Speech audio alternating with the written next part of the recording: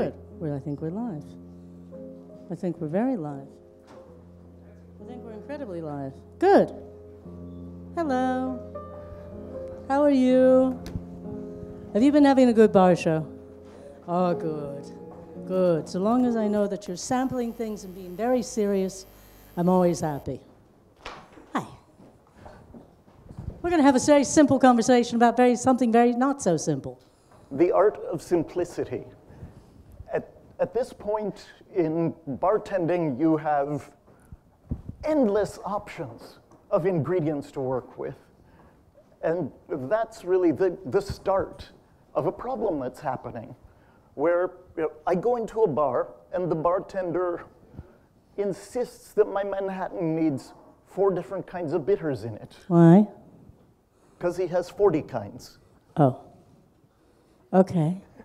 And so 4 doesn't seem like that much, but he's got to do something with the 40 different kinds of bitters. But is that like the guy that was in Ian's presentation about how not to win a cocktail competition, of how many different garnishes you can put in a drink, so I can't stick my mouth on the lip of the glass and drink the drink? Is anybody here coming out with a new bitters soon? Oh, come on, somebody has to have a new bitters. Oh, yes. Everybody has a new bitters at least once a week. Coming out with a new bitters. Okay, okay. Oh, vodka bitters. Excellent choice. Hey, vodka bitters, so okay. If you're thinking about coming out with a new bitters, unless you're really certain it's going to change the world, don't bother.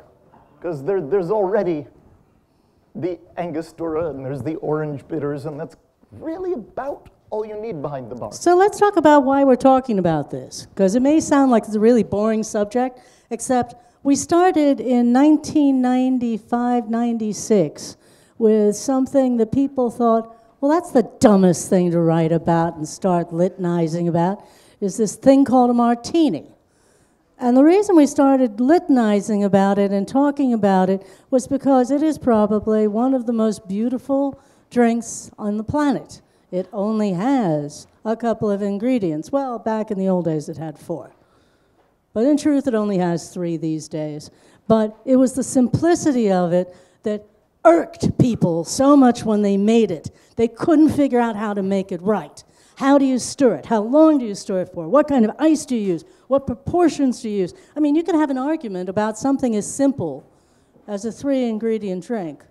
To a point, you will not have friends. Oh, in the early 1950s, there was a huge uproar from people who loved martinis because bartenders had stopped using the absinthe in them.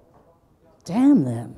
For it was about good. 20 years, it was common for a bartender to use 1 drop of absinthe. Hey, don't forget when they would use the 2 drops of orange bitters. That was the other version. It was like, you know, you'd always have just a little bit of something, but not a lot of something. Not enough so that it was Louis so Fouquet's bitter. version with Yeah. 4 dashes of creme de noyau. Yeah, just a little completely something. different drink Yeah. of gin and dry vermouth with just a gesture, just a touch. So now we've come to a point where we know people who have progressed since about 2000, maybe 2005, to having at least 12 to 15 ingredients in a drink. Why? I mean, you go to the US and you have people, all you see is this. I mean, literally, the whole time. You go, hi, can I have a drink? Yeah, I'll be with you in a minute. Can I talk to you for a second? Can I see your eyeballs? No, I'm busy making this drink. Okay. What's in it? It's got this and this and this. You usually haze, and you lose the whole idea after they've gone past the 5th or 6th ingredient. But with rare exception, no one goes to a bar for a drink. No. Ever. You could do it at home. You go to a bar for the experience, for whatever experience the bartender is creating in that bar, not for the drink. It's much cheaper to drink at home. Well, it is, but... So you go to a bar in the hope that you will leave feeling happier than when you came in. Because then you're looking at experience, you're looking at the art of experience and the art of service. That is where we start to talk about, oh, there's this funny thing called art, and there's a funny thing called art that can actually inspire all of us by what we do. So think of it this way. Architecture. Simplicity is harder to master than complexity. Explain, please. It is actually far more challenging to make a flawless 3-ingredient drink than a 7-ingredient drink. You can keep compensating and paving over flavors by chucking a load of ingredients in there. Today, the daring, cutting-edge bartender is not the one who's using 7 or 10 ingredients. The daring bartender is the one who will pour you a straight shot. And that means he's actually selected the spirit. He knows what the spirit tastes like. And he knows doesn't how to have to serve it. disguise it. He knows its personality, and he wants to present it to you. It's a lovely thing. Another one, simplicity is ultimately going to be more successful. Why? Because it's a lot less work. Well, and also sometimes it's economically a lot better. If you have a drink that requires so many ingredients and so many things that have to be executed in terms of time, wouldn't it have been better to find a better spirit with the personality you were looking for and just enhancing that spirit, the proper spirit, and truly the price will be cheaper in terms of the time it takes to make the drink, in terms of the time that you spend with the customer, and in terms of the time you spend deciding that maybe that was a damn good drink just because you finally figured out the right rum to use. And in terms of how much time you have to spend doing inventory. Inventory. Inventory. Believe me, inventory is so much easier when you have 4 or 5 bitters instead of 45. Well, it's also a beautiful thing. We've seen a couple of bars recently in Germany. There was one in the UK that was a practice. It was a practice bar. It was a pop-up bar for 6 months. And the trick was that the bar only had 1 bottle of each type of spirit. And they did ask a group of us, if you had a choice, if you were on a desert island and you only had 1 bourbon you could use, if you only had 1 whiskey you could use, if you only had 1 of each thing, how many drinks could you make with that? So then they invited a group of us to come as guest bartenders, 1 each night. And all we had were 12 bottles in the bar. Some people are going, excuse me, I don't have my Rittenhouse. I don't know. I got to walk out of here. I can't deal with it. I just can't deal with it. And you're sitting there going, why? You mean, you tell me you can't take the time to taste a rye whiskey, make a determination of what else you've got for potential ingredients, and use that. Why do you have to have 19 different versions? Unless you've got 19 bartenders and they all have different personalities. That's an expensive bar. Definitely an expensive bar. So what else do we learn from art? A minimalist, this is a great minimalist statement from a minimalist artist for you. And it's very complicated to say. A minimalist does not charge you for what he did. He charges you for what he did not do. So he did not spend time showing you the top of his head, which probably needs hair replacement. He didn't spend time showing off that he knows everything in the world about distillation. And I should really care less. I would like a drink now, so I can go back to talking to my friends or flirting with the bartender. Not fair. What's this? What? Flirting with the bartender. Paying attention to the customers. Doing all those good things you're supposed to do. What? How'd you get the remote? I don't know. I got the remote. You didn't want the remote. I don't even recall setting it down. Ha, ha, ha, ha, ha, ha. Okay.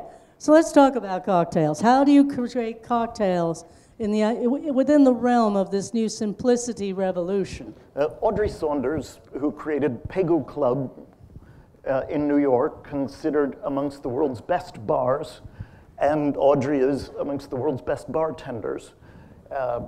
When her bartenders want to get a drink onto her menu, for one thing, that drink has to be made at least 100 times with slight variations to test that it is the perfect measurements for the drink to go onto the menu.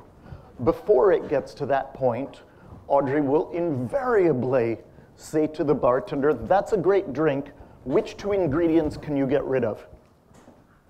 And then she'll taste it again and say, that's a great drink, get rid of 1 more ingredient. And she will always take these 7 or 8 ingredient drinks and make her bartenders work them down to 3 or 4. And it's always a painful process. It's always a better drink.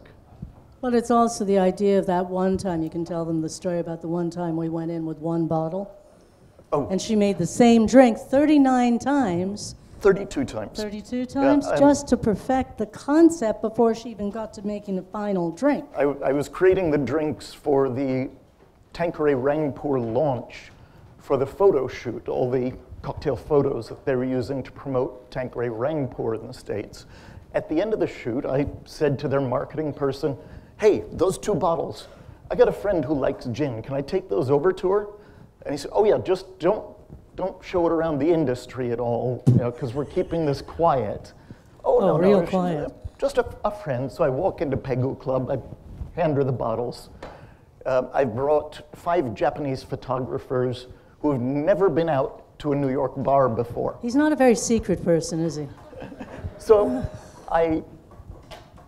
we'll order a drink. We're sitting at a table. Audrey is busily making 32 gimlets. And I pop over and how's it going? I need a couple more bottles. I think I'm getting close on how he would make a gimlet with this gin.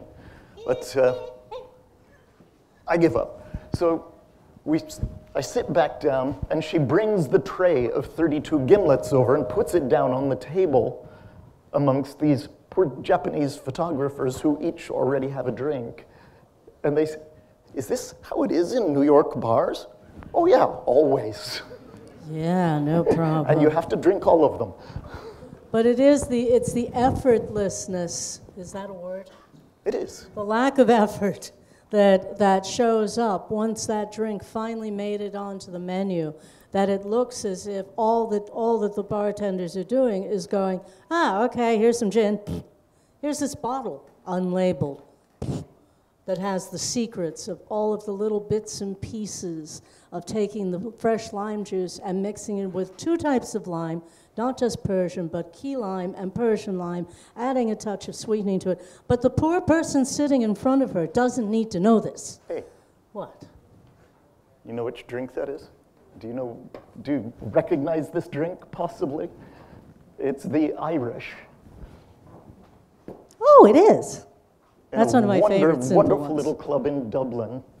And I got to spend a morning mixing drinks over there with Jameson. Yeah, we'll talk about the Irish in a little bit. It is one of my favorite versions of how far did revolution go in simplicity that actually lasted for about 55 years, which is really a fun one. I really like that one, come to think of it.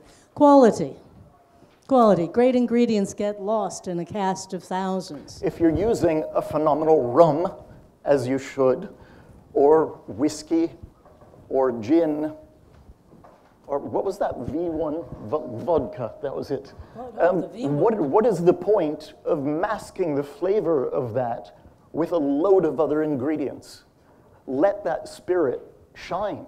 Or if you're highlighting a vermouth in the drink, let it shine. A drink is only as good as the least of its ingredients. You have one ingredient that's not of equal quality that will always pull the whole drink down. You run less risk of that by using fewer ingredients.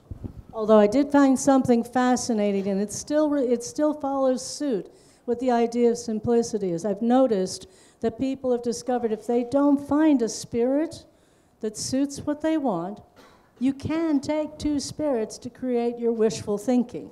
Ian Burrell is probably I call him the master rum blender after the rum is blended.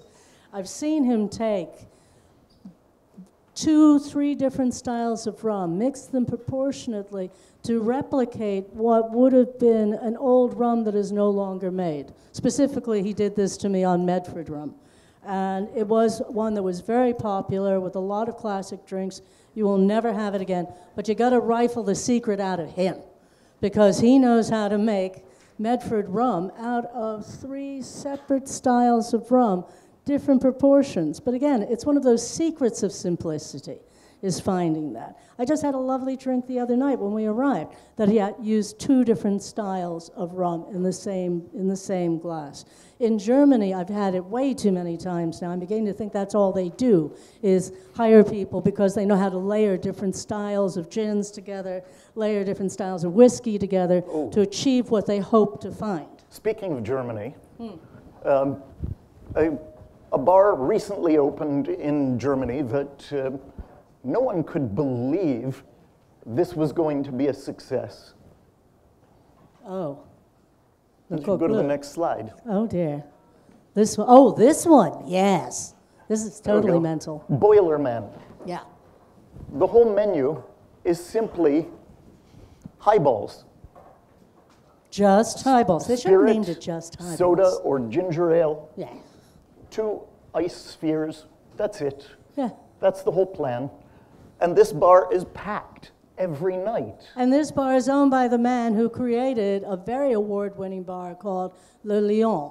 And the gin basil smash cocktail. Yeah, and he was very used to having very, very classic drinks, sometimes a little pricey to make, sometimes a little hard to sell through to people because people weren't expecting that they should show up in a good 3-piece suit to the bar. But that was the personality of Le Lion. Well, we had told him about when we had a bar in New York, and the basement space was simply shot and a beer or highball.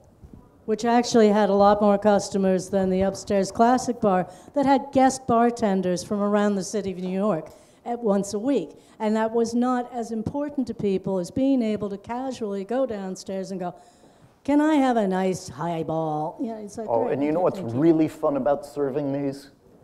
They take about 10 seconds to make. Yeah. So, you have so much more time to lean over the bar and chat or turn the lights up and down occasionally just to really drive. Oh, by the way, that is one thing that I hate. And when we had our place in New York, I used to go around with duct tape and duct tape the switches once the lights were set for the evening just to ensure no one decided, oh, it's a little too bright or it's a little too dark. He also used to slap people with a bar spoon if they touched the CD player, so it's fine. Oh, yeah. Yeah. Well, of course. When you have control of the music, you have control of everything. It's perfectly fine. It's fine. I mean, is there anyone here who doesn't guard control of the music jealously? Come on, show me that somebody doesn't go, hey, you just changed the music again. That's not what we're doing right now. I mean, it's part and parcel for it. But it's, again, something great. Regionality. We are talking to one audience that I'm going to keep telling you. I don't know how many times I have to tell you. I want to tell you, Tony Canigliaro and I have an agreement with each other. You guys are the next upcoming fabulous generation of bartenders, and we mean it, because we see bartenders everywhere. Yeah. And traveling around the world, doing a lot of drinking. Yeah. And Don't admit honestly, that. You guys are in there with the best. You are. You know how to create no service. Question. You give love to the people that are in front of your bar. When you come up with creativity, you have one word here that works here. And yes, the Russians can say, oh, well, we're the best bartenders on earth. Yeah, and also the Americans invented everything first, whatever. But you have one thing in your favor. You have regionality. Regionality in a place where you have some of the most beautiful fresh ingredients. Tomorrow morning, I will be at Central Market buying up more of them, because I did it 4 weeks ago, because that's what we eat at home in the wintertime, is your food. That's what we do. You have some of the most beautiful ingredients if you get them made by the right people. It's trying to explain to people that the local Racamello, the local liqueurs, Masteca. the local bitters, the local spirits. Yeah. Don't overlook them. They are phenomenal. Or what was it that we had? There was a Metaxa 12. Oh, yeah. Mai Tai. Oh, the Metaxa 12 Mai Tai. Yeah, Metaxa 12 Mai Tai, by God. If anybody else could pull that off. What's Russia got? Sorry. They've got vodka. I'm sorry, they've got vodka. It's okay, it's fine. But when you mix what you have with pride in your own locale and you start studying what you've got to play with, right in front of your very eyes, so you don't have to bother importing everything in the known universe, then you've got a talent that you can't give away to other people. It's as simple as that. Take the lesson from Cuba. Look at how many of us try to study Cuban cocktails. Look at how many of us try to replicate what's in a daiquiri. I hate to tell you this, you will never taste a daiquiri the way that it was originally made unless you go to Cuba and you make it with the key limes, with the sugar, which is not polished white. It's a very, very soft gold, and it's not cloying. Then you understand why it was the sexiest drink on earth. All of us have tried replicating it like mad. Or the mojito. Oh, and God, the mojito. The secret to the mojito, aside from the Yerba Buena, which is a distinctly different variety of mint, is that when they build these drinks, they generally set the lime, the mint, and the sugar up in a glass.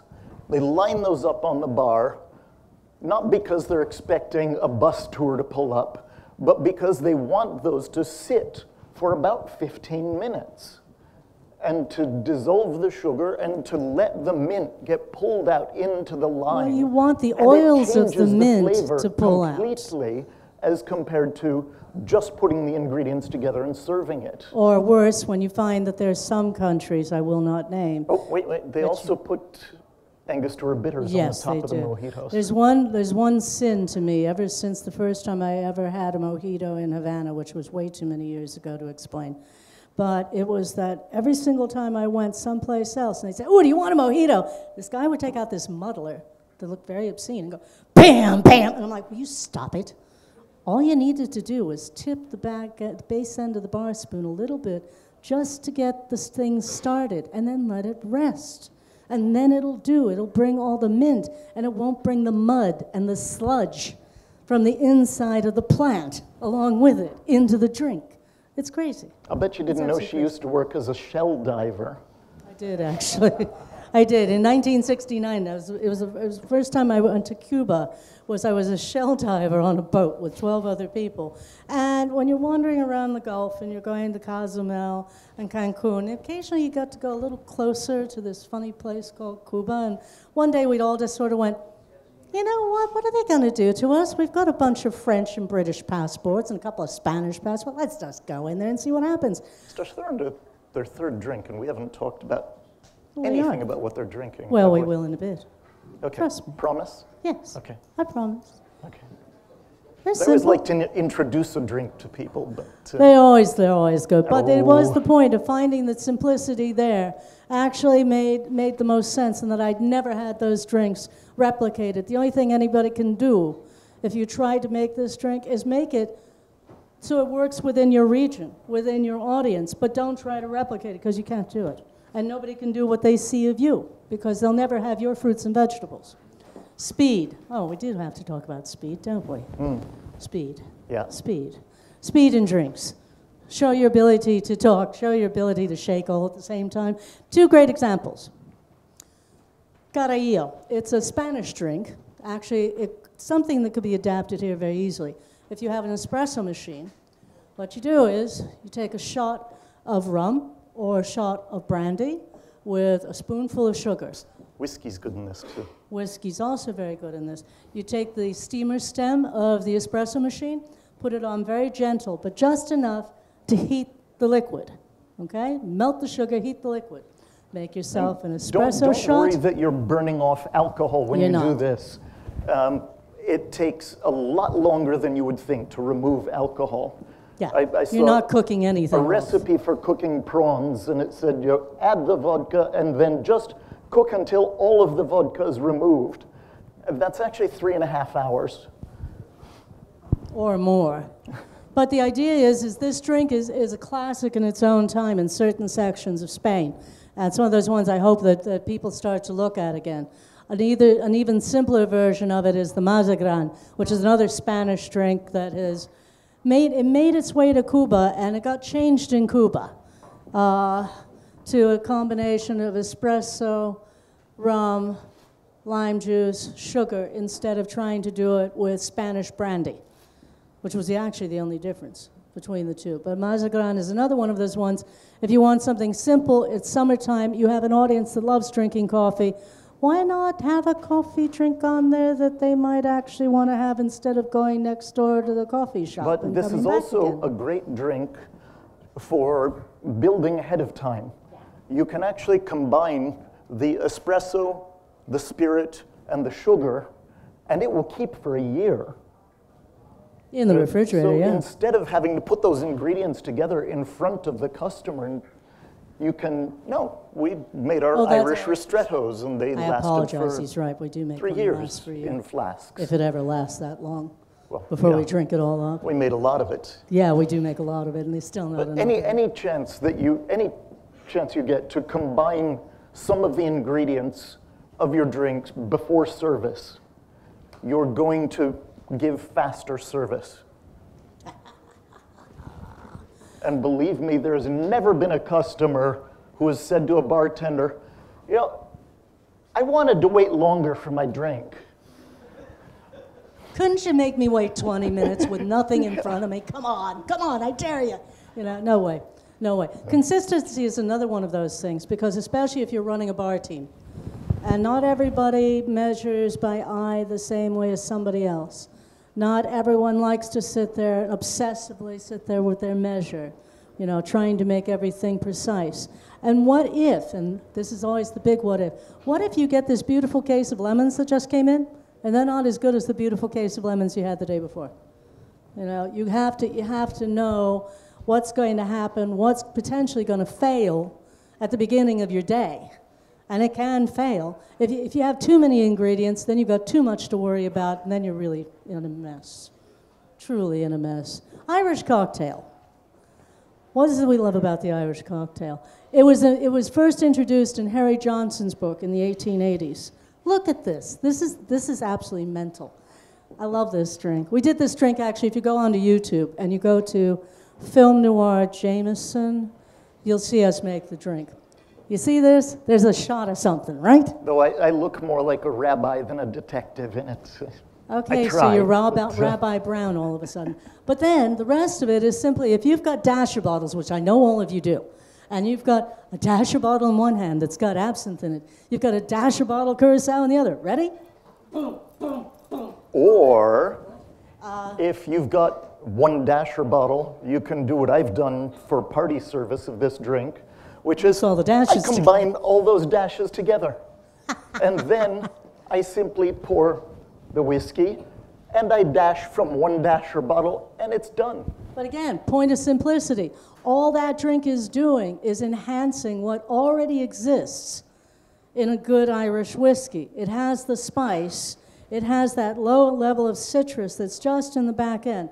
All you're doing with this is just enhancing that a little bit more and making it a little bit sexier. But they were doing that in the 1880s. What did we forget? You know, you have to think back sometimes to think forward. And I think we've forgotten it could be that simple.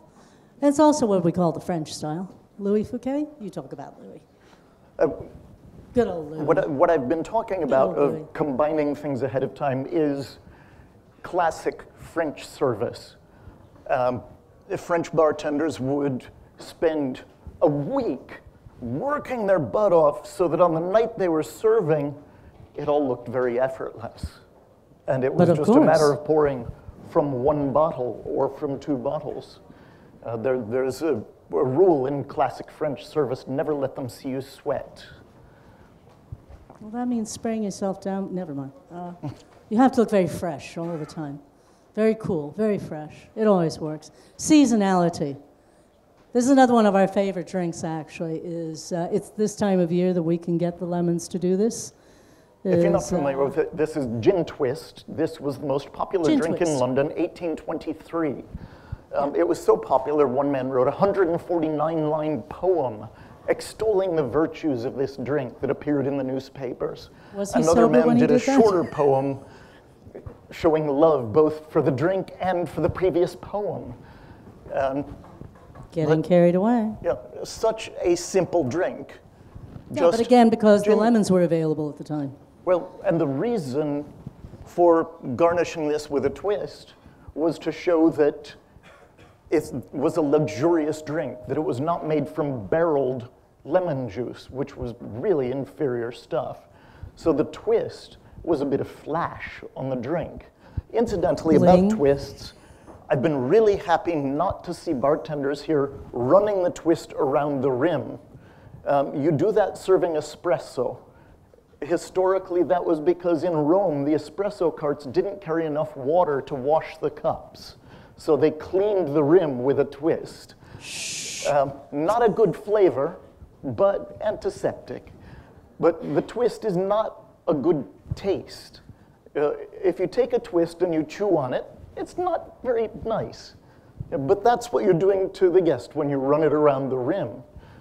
This comes from an old style where they would put the twist around the half of the rim away from the guest to add more to the nose. Because the nose is where it all lies for the twist. Beautiful, sweet, floral citrus. If you've never done it, just squeeze a twist into a white wine glass, chuck the twist aside, and then smell that. And that will reveal to you exactly what the twist does in the drink. But also you have to look at old cocktail books once again. Look at old cocktail books, and if you read very carefully what it says about the garnish, none of them, except for the horse's neck and a couple like that, ever say stick the peel in the drink. Ever. It's squeeze it over the squeeze drink. it and discard. Yeah. Well, they don't say discard, but then, you know, but they should. They should have said They it. didn't think anyone would put it in the drink.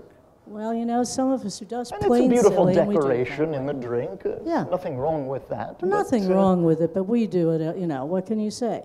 But again, just to reinforce this one more time, put every ingredient under a microscope.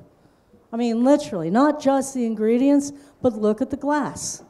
You know, if it's a drink where it's very aromatic, why don't you put it in a rocks glass?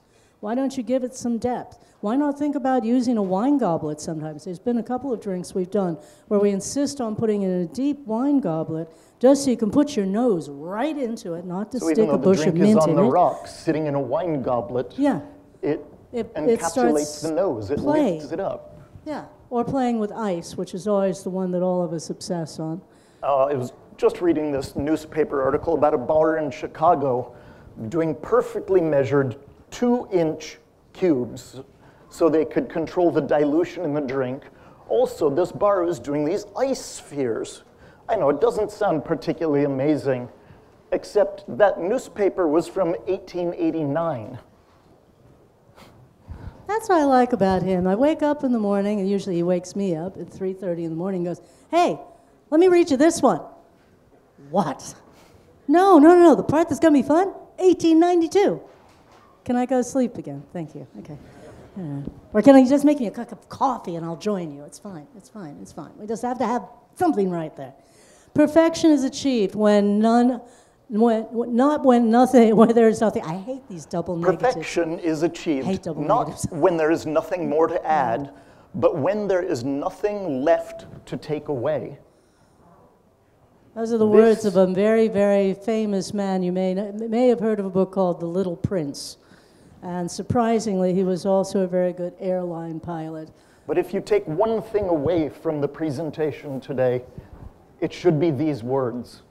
And to take these to heart when you're creating drinks. But then we should talk about it. But also when you are creating menus. Yes, this is where you have to really think about simplicity. Yeah, because invariably, when you set up the cocktail list, you're going to have some drinks that you sell dozens of every night. Other drinks you only sell once in a while. Why keep those on the menu? You know, if somebody really wants one, they'll ask. You know, if you just fell in love with that drink, make it for yourself. Don't bother leaving it there for your customers. Because you can lose great drinks if they're in a menu that has dozens of drinks on it. If you have some phenomenal drinks and you want to highlight them, let them stand alone. Let them stand with just 5 or 6 drinks and that's it.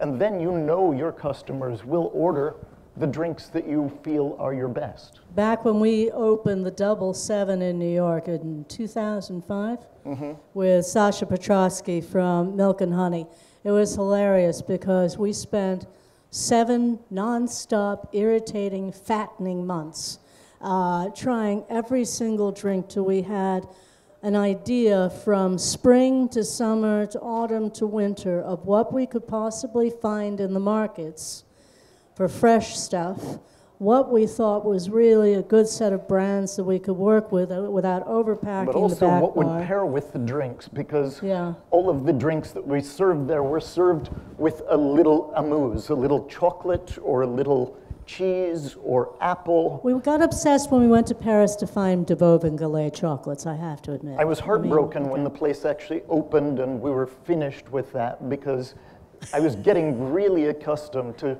Sasha making drinks and us sitting there tasting them and eating food every afternoon. Yeah, you know, you get spoiled after a while. But we had, at the end of our practice, we had a Bible about that thick of drinks. And we had a bar team that had to know all of those drinks. But guess what? There was a good part to all this. On any single given day, we never had more than 6 drinks on the menu. And if you wanted a drink that you liked the night before, you could ask and see whether or not we had the ingredients for it. But it was a matter of saying, okay, what was good at the market today? Let's taste the lemons. Forget anything that has lemons. Those lemons are horrible. Okay, let's go all to the oranges. The oranges were great. And we literally built a list on 6 things. That was it. So your list every day changed, but then people could also ask for a highball. They could also ask for rocks. And the place was packed until 4 o'clock in the morning. When I'm working with ice cream behind the bar, I don't usually tell the customers, because it paints the drink as a very different drink when you say it's got ice cream in it. The truth is, ice cream is just a great premix of cream, sugar, egg, vanilla.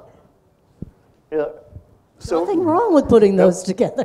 Basically, you're looking at a premix of a Ramos kind of thing. There were a series of drinks that I tried to introduce in 2006 in London, and I managed to convince a bunch of very snobby British bartenders that yes, in truth, they like ice cream.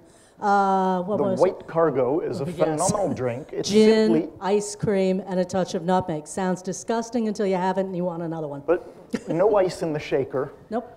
I did see a couple of bartenders blow out their elbows trying to get the shaker to make a sound. Sorry. So when you do this, it is going to be a silent shake, and you've got to accept that. No, but you see, if it was in the hands of somebody like Alex Cortana, he would have put it in the slushy machine. Yeah.